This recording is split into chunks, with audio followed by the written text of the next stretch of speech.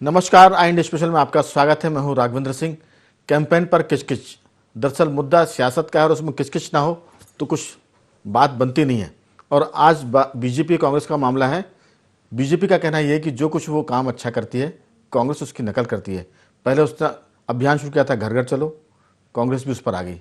इसके पहले उसने गाँव गाँव अभियान शुरू किया था, कांग्रेस ने उस अभियान को भी अपना लिया।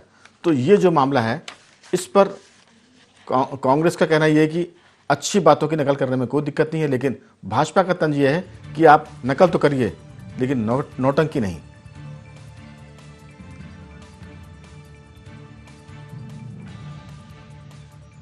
फरवरी से 28 तक चलेगा कांग्रेस का घर घर चलो अभियान। भोपाल में पूर्व मंत्री पीसी शर्मा ने किया जनसंपर्क।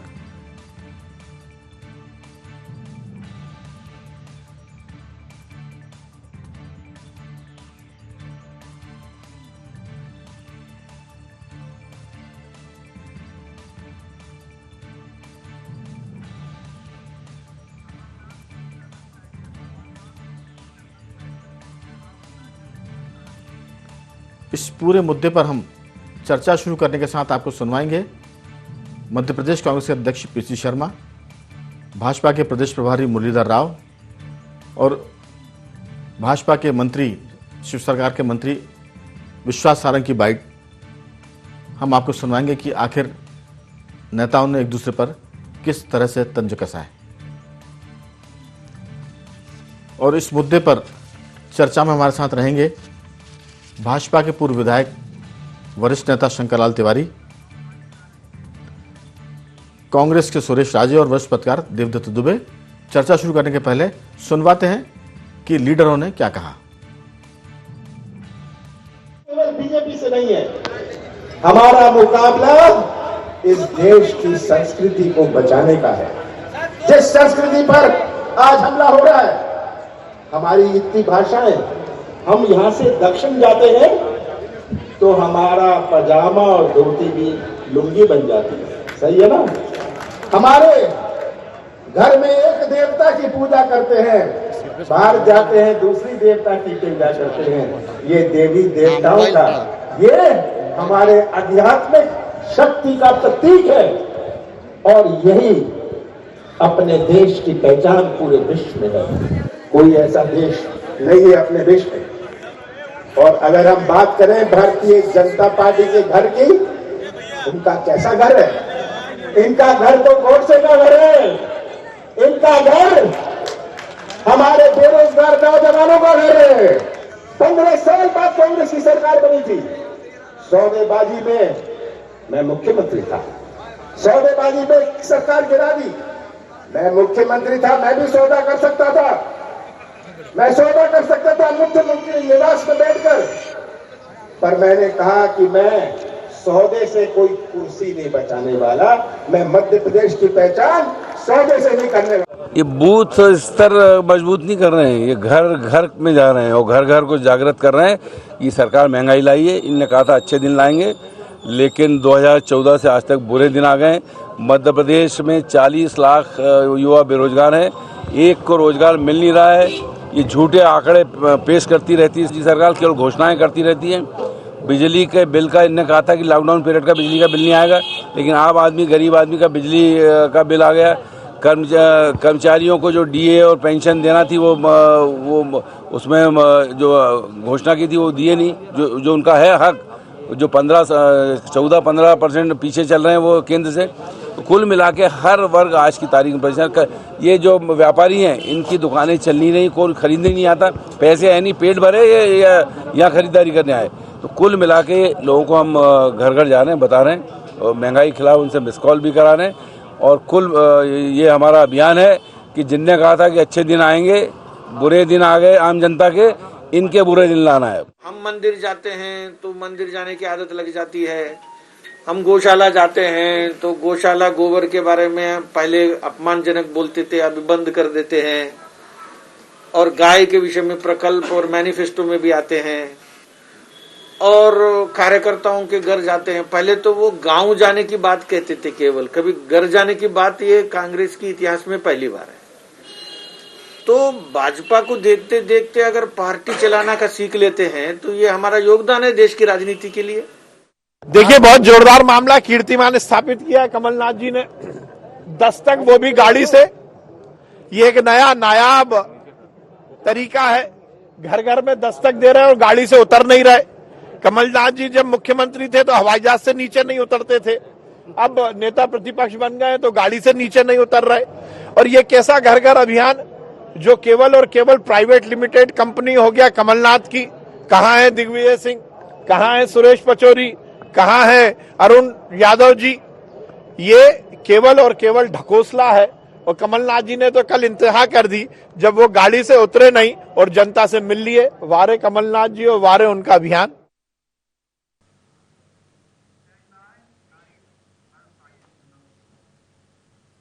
तो हम इस पूरे मामले पर विस्तार से चर्चा करेंगे। हमारे साथ इंदौर से हमारे संवाददाता भरत पाटिल भी जुड़ गए हैं। भरत जी, आपका बहुत बहुत स्वागत है। इंदौर से कांग्रेस के इस अभियान की क्या रिपोर्ट है, जरा हमसे साझा करिए। देखिए, कांग्रेस का घर घर चलो अभियान को लेकर के जिस तरह का आह्वान हुआ है और उसके बाद में कांग्रेसी कार्यकर्ता एकजुट होकर के ग्रामीण इलाकों में खास तौर पर अगर हम देख रहे हैं तो सावेर विधानसभा में कल भी दौरा किया गया। देपालपुर इलाके में जो है घर घर चलो अभियान की शुरुआत की गई। लेकिन अगर बात करते हैं सत्ताधारी पार्टी की, तो लगातार इस तरह के आरोप ये देखे गए हैं, लगाए गए हैं कि अब जो है भाजपा को जो है वो कॉपी किया जा रहा है। तो जो अभियान है, ये पहली बार इस तरह का अभियान देखने को मिल रहा है जहां पर भाजपा को लेकर के जो है देख करके अब राजनीति सीखने के जो है अब पक्षधारी पार्टी के जो दिग्गज नेता हैं वो साफ तौर पर कहते नजर आ रहे हैं। हालांकि कमलनाथ जी ने जो है देवास में भी जाकर के जो है इसकी शुरुआत की थी। साथ ही साथ अगर हम बात करें तो अगर यहाँ पर बड़े स्तर के अभी तक अगर नेताओं की बात करें तो बड़े स्तर के किसी भी बड़े नेता का इंदौर में खास तौर पर, क्योंकि अगर इंदौर की बात करें तो जितनी विधानसभा सीटें हैं लगभग अगर हम बात कर लें तो लेकिन भरत जी ये बताओ कि कमलनाथ जी इस अभियान में कितने लोगों से मिले, कितने लोगों के घर गए, क्या कांग्रेस में गुटबाजी दिखी, सभी तरह के सभी गुटों के नेता उनके साथ थे या कुछ लोग थे और कुछ नहीं थे?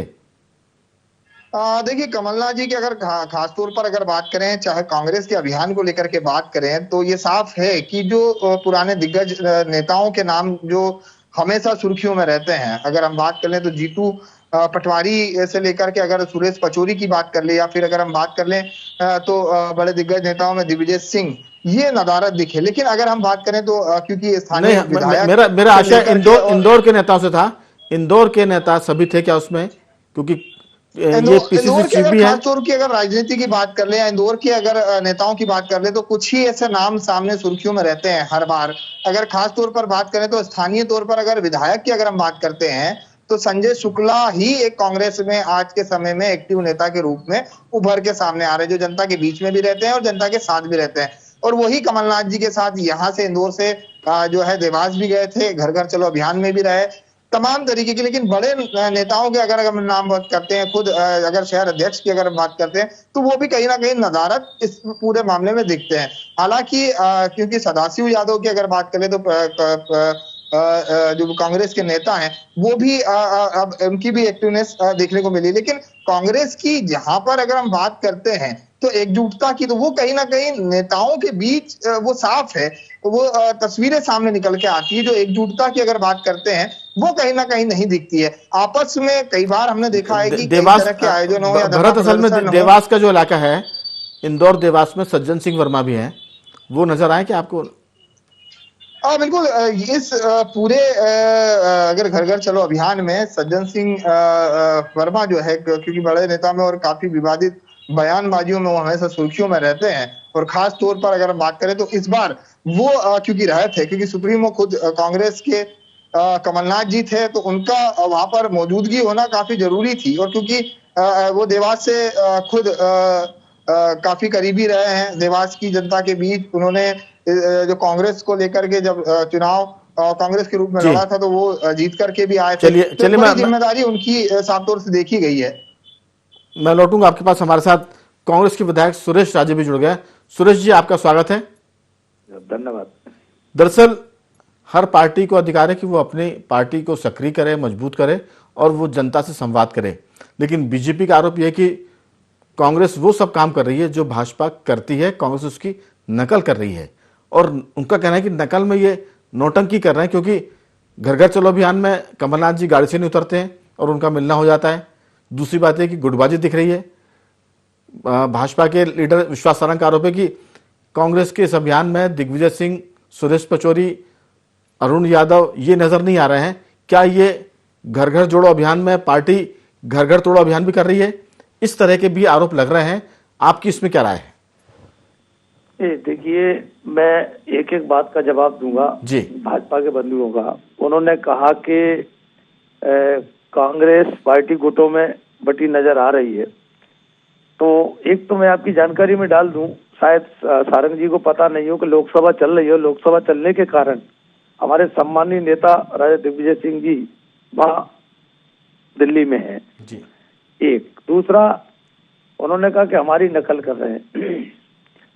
अब कौन किसकी नकल कर रहा है ये तो जनता देखेगी और जनता तय करेगी। जहां तक सवाल है, हमने अपना अभियान चलाया है घर घर चलो, तो इसमें नकल की कहां से बात आ गई? कि कौन सी बात इसमें आ गई? मतलब किसी भी राजनीतिक दल को अपने कार्यक्रम बनाना या कार्यक्रम करना क्या भाजपा से पूछ कर तय करेगी कांग्रेस? अब देखिए, इससे बड़ा उदाहरण मैं आपको एक उदाहरण दे रहा हूँ। सारंग जी से पूछना आप, मैं तो उनसे पूछना चाहता हूँ कि कहाँ गुटबाजी है। अभी आपने केपी यादव जो सांसद है गुना से, उनका पत्र पढ़ा है? जानकारी है पूरे प्रदेश में? नहीं, बेशक वो तो जो आरोप लगा रहा है, चूंकि आप देर से हमारे साथ जुड़ पाए, हमने इस बारे में वो तमाम नेताओं की बाइट सुनवाई थी जिसमें मुरलीधर राव का कहना यही था कि हम जो चलाते हैं कि घर घर चलो अभियान हम चलाते हैं, एक बूथ बहुत पहले था उनका 5 यूथ, फिर 10 यूथ हुआ, फिर 20 होगा, अभी कांग्रेस चल रही है एक बूथ 5 यूथ पर। तो ये उनका कहना था कि हमारी नकल कर रहे हैं, ये उनका आशय है। ये हमारा घर घर जाने का है, वो बूथ पर जा रहे हैं, हम घर घर जा रहे हैं। और जहां तक बूथ का सवाल है, तो हमारी बूथ कमेटी बहुत पहले से बनी हुई है। कमलनाथ जी जो है, जब से संगठन पर उन्होंने ध्यान दिया है, आपको जानकारी होगी कि लगातार प्रयासरत है हम, और हर पार्टी को ये हक है। बिल्कुल, मैंने चर्चा की शुरुआत में कहा था कि हर पार्टी को अपने संगठन को मजबूत करने का अधिकार है, योजना बनाने का अधिकार है, कार्यकर्ताओं से संवाद, जनता से मिलने का। लेकिन मैं आपको थोड़ा सा रोकूंगा। सुरेश जी, हमारे साथ वरिष्ठ पत्रकार देवदत्त दुबे जुड़ गए हैं। देवदत्त जी, आपका बहुत बहुत स्वागत है। जी नमस्कार। ये जो कैंपेन पे किचकिच शुरू हो गई है, अभी तो चुनाव में वक्त है, लेकिन मध्य प्रदेश में बीजेपी के साथ साथ कांग्रेस भी सक्रिय है, क्योंकि एक तरफ कांग्रेस में गुटबाजी की खबर आती है, दूसरी तरफ कांग्रेस सक्रिय होकर गुटबाजी खत्म करने की कोशिश करती है। तो ये कांग्रेस के लिए अच्छा शगुन है। लेकिन जहां तक विश्वास सारंग का आरोप है, मुरलीधर राव का आरोप है कि कांग्रेस के भीतर गुटबाजी इतनी है कि इस पूरे कैंपेन में सुरेश पचौरी नहीं दिखते हैं, अरुण यादव नजर नहीं आते हैं, दिग्विजय सिंह, चूंकि सुरेश राजे जी का भी कहना था कि दिल्ली में राज्यसभा लोकसभा चल रही तो वो वहां है, लेकिन बाकी जो लीडर हैं वो नजर नहीं आते। कांग्रेस सिर्फ हमारी नकल कर रही है, लेकिन एकता के मामले में हमसे पीछे है। आपका इसमें क्या कहना है? देखिए, कांग्रेस का शुरू से ही गुटबाजी बहुत बड़ा वो सिरदर्द रहा है, और इसी कारण वो पिछले 2 दशक से केवल 15 महीने का कार्यकाल छोड़ दें तो इसीलिए वो सत्ता से बाहर है कि उनका जो अहम है, जो आपस में टकराता है, उससे उनकी बात हमेशा बिगड़ती रही। आप देखें कि अभी कार्यकर्ताओं में जरूर एक उम्मीद है, क्योंकि 2003 के बाद 8 और 13 के चुनाव में जिस तरह से भाजपा जीतती आई थी, उसके बाद नाउम्मीदी की स्थिति बन गई थी कांग्रेस में। वाले कांग्रेस मुक्त प्रदेश बनाने की बात करते थे, लेकिन 2018 के चुनाव में कांग्रेसियों ने पहली बार थोड़ी एकता दिखाई। दिग्विजय सिंह, सिंधिया, कमलनाथ एक मंच पर आए और उसके कारण पार्टी सत्ता में आ गई।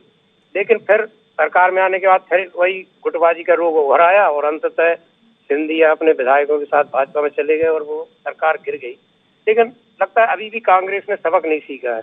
जब भाजपा बूथ विस्तारक में अपने केंद्रीय मंत्री, मुख्यमंत्री, प्रदेश अध्यक्ष, प्रदेश सरकार के मंत्री सब गांव-गांव जा रहे हैं, बूथ पे काम कर रहे हैं, तो कांग्रेस का जो कल से घर घर चलो अभियान शुरू हुआ है, उसमें केवल मुख्यमंत्री कमलनाथ ही नजर आए, बाकी इतने सीनियर पूर्व नेता हैं, मुख्यमंत्री। दिग्विजय सिंह, सुरेश पचौरी, अजय जी। सिंह, अरुण यादव और भी कांतिलाल भूरिया, वो कहीं नजर नहीं आ रहे। और यदि पार्टी ने समय रहते कह सकते हैं देवदत्त जी कि जिस गुटबाजी के चलते कांग्रेस सत्ता के बाहर हो गई, अभी भी वो गुटबाजी नजर आ रही है। बीजेपी का आरोप है, लेकिन कांग्रेस इस आरोप को नकारती है। सुरेश राजे हमारे साथ टेलीफोन लाइन पर है, लेकिन मैं आपको बताऊं कि हमारे साथ भाजपा के नेता धैर्यवर्धन जी भी जुड़ गए हैं। धैर्यवर्धन जी, आपका बहुत बहुत स्वागत है। जी नमस्कार रघुवीर जी। दरअसल पूरी चर्चा इस बात पर है कि कांग्रेस बीजेपी के अभियानों को एक तरह से कॉपी करती है, जबकि कांग्रेस का कहना यह है कि संगठन को मजबूत करने का हमारा अधिकार है। कॉपी करने की बात भाजपा की गलतफहमी है। हम अपना काम कर रहे हैं और इसमें कोई नकल जैसी बात नहीं है। हमारे ग्रामीण क्षेत्र में एक कहावत होती है कि इन्होंने बासी रोटी खाई है। तो कांग्रेस के लोग भी नींद से तब जागते हैं जब इनको मीडिया के लोग या दूसरे लोग कुरेदने लगते हैं, इनको बार बार नॉक करते हैं कि भाई वो तो रेस में बहुत आगे निकल गए और तुम यहाँ आराम में पड़े हुए हो और ट्विटर खेल रहे हो, तब ये कोई कार्यक्रम की रचना करते हैं। इसलिए अगर इनको इस प्रकार की टिप्पणी सुनने को मिल रही है तो बुरा भी नहीं मानना चाहिए। ये सच में बहुत आराम से इनका सवेरा होता है। धैर्यवर्धन जी, कई बार बासी रोटी भी फायदा करती है, ब्लड प्रेशर कम करती है। वो कई बार वो चिकित्सा में कहते हैं कि बासी रोटी खाइए आप, इससे आपका बहुत सारी बीमारियों से मुक्ति मिलेगी। तो मुझे लगता है कि कांग्रेस हमेशा T20 खेलती है, वो वनडे मैच भी नहीं खेलती है, इसलिए वो चुनाव के पहले एग्रेसिवली काम करती है। और आपको पिछले चुनाव का नतीजा मालूम है, बीजेपी को उसने हरा दिया था और वो आगे निकल गई थी। अब यार रणनीति हो सकती है उसकी, उनका अपना अधिकार है, वो 2020 खेलें या बाकी के मैचों में छुट्टी लेकर घर पर पड़े रहें। पर भारतीय जनता पार्टी हर रोज एक्सरसाइज करती है, हर रोज मैच खेलती है, हर रोज कार्यक्रम करती है। और सही मायने में देखा जाए तो तमाम सारे हमारे कार्यक्रम और योजना ऐसी होती हैं जिनकी नकल कांग्रेस में दिखाई पड़ती है। हमारे मंडल पर जब हमने गतिविधियां बढ़ा दी तो कांग्रेस के लोग मंडलम लेकर के आ गए और मंडलम में भी इन्होंने कागजी खाना पूर्ति कर दी, मंडलम के अध्यक्ष बना दिए। उसके नीचे उनका कोई सिस्टम नहीं था, कोई काम नहीं था। जब उन्होंने देखा कि भारतीय जनता पार्टी पन्ना प्रमुख के तौर पर काम कर रही है, अब बूथ को डिजिटल करने पर बिल्कुल क्या कहना चाहिए, बहुत ही आक्रामक तौर पर मैदान में उतर चुकी है। और हर बूथ पर एक निश्चित समय में मध्य प्रदेश का एक एक बूथ डिजिटल हम करके रहेंगे। तो इनकी भी नींद में से किसी ने इनको जगा दिया। चलिए मैं पूछ लेता हूँ सुरेश जी से। सुरेश जी, बीजेपी के कार्यक्रमों को देख के आपकी नींद उड़ जाती है, ये कहना है धैर्यवर्धन जी का। आप इसलिए पीछे चलते हैं क्योंकि आप पहले आराम करते हैं, उसके बाद जब भाजपा सक्रिय होती है तब आप एक्टिव होते हैं, क्या कहना है? ये तो धैर्यवर्धन जी और धैर्यवर्धन जी की पार्टी के लिए अच्छा होना, उनको खुश होना चाहिए। अगर हम वो ऐसा सोचते हैं कि कांग्रेस ये कर रही है, मैं कह रहा हूँ अगर कांग्रेस कुछ भी नहीं कर रही तो इसमें खुश होना चाहिए ना। अगर कांग्रेस कुछ कर रही है तो इसमें डरने वाली क्या बात है? इनका संगठन तो बहुत आगे है, इनका संगठन तो इतना आगे है, फिर इनको भाई कांग्रेस क्या कर रही है इसमें डरने की बात तो होना नहीं चाहिए। इसमें क्यों डरना चाहिए? हाँ देखिए, जहां तक ये सवाल है तो चूंकि जो पार्टी सत्ता में रहती है उसको तमाम तरह की सुविधा उपलब्ध हो जाती है। आज सरकारी तंत्र का जिस तरह से भाजपा दुरुपयोग कर रही है, तो अब हमें उसमें ज्यादा कुछ नहीं कहना है। हमें कांग्रेस पार्टी की विचारधारा को देखिए, कांग्रेस पार्टी की विचारधारा को जन जन तक पहुंचाने के बोले, वो तो जन जन तक पहुंची हुई है। अब जहां तक ये राजनीतिक कार्यक्रम है, तो आने वाला चुनाव है, अब चुनाव से पहले अब कौन पार्टी तैयारी नहीं करती? भाजपा तैयारी नहीं कर रही। आप बताइए कौन कौन से प्रदेश में भाजपा तैयारी नहीं कर रही, कहां कहां भाजपा तैयारी नहीं कर रही, वो भी बता दें। और देखिए लगातार आप कल्पना करें, देश में जो एक पहले ऐसे प्रधानमंत्री हैं भारतीय जनता पार्टी के, मैं इनको धैर्यवर्धन जी को बताऊं कुछ, देश के अटल जी तक ये मामला सीमित रहा कि देश के प्रधानमंत्री या तो लोकसभा चुनाव या फिर विधानसभा चुनाव में भी वो जाते थे तो बहुत सीमित दायरे में आम सभाएं करते थे। आज इन्होंने वो हालत कर दी है, पद की गर्मा की वो हालत कर दी है। मैं कह रहा हूं इनका बस चले तो नगर निगम और नगर पालिका और नगर पंचायतों में भी प्रधानमंत्री के नाम पर वोट मांगे। आप ये भी समझो, ये हमसे कह रहे हैं ना कि नकल कर रहे हैं। अरे हम तो कह रहे हैं भैया आप देखो तो आप क्या कर रहे हो? चलिए, उनका तो कहना ये है सुरेश जी कि हम मंदिर जाते थे, कांग्रेस के लोग मंदिर जाने लगे, हम टीका लगाते थे वो टीका लगाने लगे, जनेऊ पहनते थे जनेऊ लगाने लगे। फिर ये जो पूरी परंपरा है, तो इसमें कोई शक नहीं, लेकिन उनका कहना है कि नौटंकी ना हो, आत्मसात करें, ढंग से करें। नहीं, मेरा इनसे ये कहना है क्या ये मंदिर जाते थे, कांग्रेस कब मंदिर नहीं जाती थी? कांग्रेस के लोग मंदिर नहीं गए कभी? कांग्रेस तो मंदिर भी जाती है, गुरुद्वारा भी जाती है, चर्च भी जाती है। भाई कांग्रेस तो देखिए, कांग्रेस जिस विचारधारा की पार्टी है, कांग्रेस जिस आइडियोलॉजी पे चलने वाली पार्टी है, और चूंकि इनकी पार्टी का जन्म जो हुआ है वो वाकई में हिंदुत्व को लेके हुआ है, तो वो कट्टर हिंदुत्ववादी विचारधारा को लेके चलते हैं। और चूंकि हमारा जो पार्टी का हमारा जो वेश है वो एक देखिए धर्मनिरपेक्ष हमारी पार्टी का कैडर है। बिल्कुल, मैं समझ गया कि आपका कहना है कि आप सब धर्मों को साथ लेकर चलते हैं और बीजेपी केवल हिंदुत्व की बात करती है। नहीं, वो दिखावे के लिए अन्य धर्मों की बात करती है, बाकी तो उसका देखिए मेन इंडा कट्टर हिंदुत्ववाद है। चलिए, मैं पूछता हूं देवदत्त जी, सुरेश जी ने साफ कर दिया है कि वो सारे धर्मों को साथ लेकर चलने वाली पार्टी है कांग्रेस, और बीजेपी सब धर्मों को साथ चलने का दिखावा करती है, जबकि वो है कट्टर हिंदुत्व वाली पार्टी। इस पर आपकी क्या राय? क्या दोनों दल इस तरह की जो बात कर रहे हैं वो उसमें सच्चाई है? जी, आपने दोनों भाजपा और कांग्रेस के प्रतिनिधियों की बात सुनी। ये आरोप प्रत्यारोप लगाना तो राजनीति में बहुत सहज और सरलता से होता है, लेकिन किसका मूल्यांकन किस रूप में जनता कर रही है, संदेश कौन दल अपना कैसे पहुंचा रहा है, ये तो जनता अच्छी तरह से समझती है। और उसी आधार इसका मूल्यांकन चुनाव और उसके नतीजे से हो जाता है जी। मन का उसका मूल्यांकन चुनाव और उनके परिणामों से हो जाता है कि किस पार्टी के अभियान को जनता ने कैसे लिया। कोई विद्यार्थी कह रहा है कि मैं दिन रात पढ़ाई कर रहा हूँ, कोचिंग भी कर रहा हूँ, तो अंततः तो उसका रिजल्ट बताएगा कि आपने क्या पढ़ाई की है। ऐसे ही राजनीतिक दल, आप कितना लोगों का विश्वास जीतने में भरोसा किया, आपने कैसे प्रत्याशी खड़े किए, आपकी क्या विचारधारा है, आपकी कथनी और करनी में कितनी समानता है, इसका मूल्यांकन चुनाव में होता है। और जो भी दल आता है उसको आप देख लीजिए सरकार में, इस कारण वो बिल्कुल सही कसौटी पर जो खड़ा उतरता है जनता के, वो ही आता है। बिल्कुल। आप जिस व्यक्ति से बात, तो अभी हमारा उनसे संपर्क कट गया देवदत्त जी से। मैं पूछूंगा धैर्यवर्धन जी, मेरी आवाज सुन पा रहे हैं? जी बिल्कुल, मैं आपकी आवाज। दरअसल सीधा आरोप है सुरेश जी का, आपने सुना होगा कि आप कट्टर हिंदुत्व वाली पार्टी की बात करते हैं और बाकी धर्मों को साथ लेने का आपका केवल दिखावा होता है, और बीजेपी कांग्रेस जो है वो सब धर्मों को साथ लेकर चलने वाली पुरानी पार्टी है, आज की नहीं, और ये उसकी आइडियोलॉजी भी है। जी, देश की जनता जानती है कि कांग्रेस पार्टी का कार्य पद्धति क्या है, कांग्रेस पार्टी कैसे काम करती है, वोट बैंक के लालच में कैसे कुछ लोगों को सिर पर चढ़ा करके रखती है, उनकी कुछ भी हद तक उनकी बात मानने के लिए कांग्रेस पार्टी तत्पर रहती है। उस विस्तार में मैं आज की डिबेट में नहीं जाऊंगा। राजीव गांधी जी के कार्यकाल से लेकर के अनेक अवसरों पर हमने देखा है कि इन्होंने वोट बैंक को प्रभावित करने के लिए और वोट बैंक को खुश करने के लिए संवैधानिक मर्यादाओं को भी तार तार कर दिया, कानून को भी संसद में जाकर के बदल डाला। ये हम भी जानते हैं, आप भी जानते हैं। शाहबानो प्रकरण एक बड़ा कलंक है जो कांग्रेस के माथे पर हमेशा दिखाई पड़ता है देश के लोगों को, पर आज का वो डिबेट का विषय नहीं है। मैं केवल इतना कहूंगा कि कांग्रेस पार्टी कोई एक्टिविटी करे, हमें कोई कष्ट नहीं। कांग्रेस पार्टी अपना काम करे, तो मैं सुरेश जी को स्पष्ट कह रहा हूँ, हमें कोई दर्द नहीं है।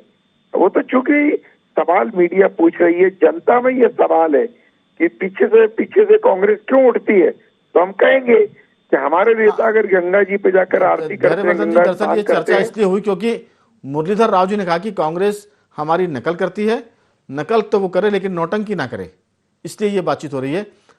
मध्य प्रदेश के प्रभारी मुरलीधर राव जी ने इस बात का उल्लेख किया है, मंदिर जाने का कांग्रेस के, टीका लगाने का, घर घर जाने का, ये अभियान उनका कहना था कि सारे भाजपा के जो कांग्रेस कॉपी कर रही है। जी जी जी राघवेंद्र जी, मैं वही कह रहा हूँ कि जब हमारे नेता गंगा स्नान करते हैं, गंगा पूजन करते हैं, तो कभी गंगा मैया के दरवाजे नहीं गई होंगी, उसके किनारे नहीं गई, वे प्रियंका गांधी भी जाकर के आचमन करने लगती हैं।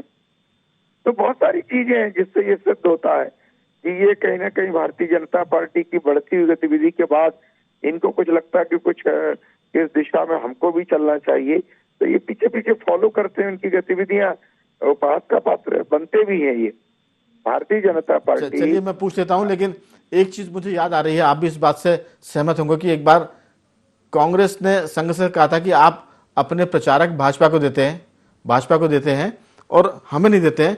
तब संघ ने कहा था कि आप हमसे मांगिए, हम आपको भी देंगे, ये उनका कहना था। लेकिन समय चूंकि खत्म हो रहा, अंतिम टिप्पणी के लिए मैं आता हूं। सुरेश जी, आपके पास 2-3 वाक्यों में आप अंतिम टिप्पणी दें इस पर। देखिए, अभी धैर्यवर्धन बहुत जी जो संक्षेप कह में रहे जी। थे, मैं ये कह रहा हूं, आप ज्यादा दूर नहीं जाइए, एक छोटा सा एग्जाम्पल ले लीजिए।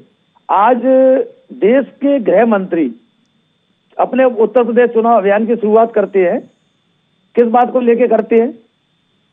क्या ये इनकी आइडियोलॉजी है?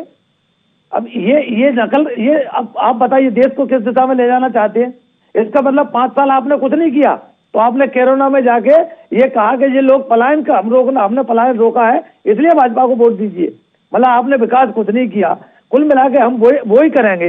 मतलब आप देखिए ना।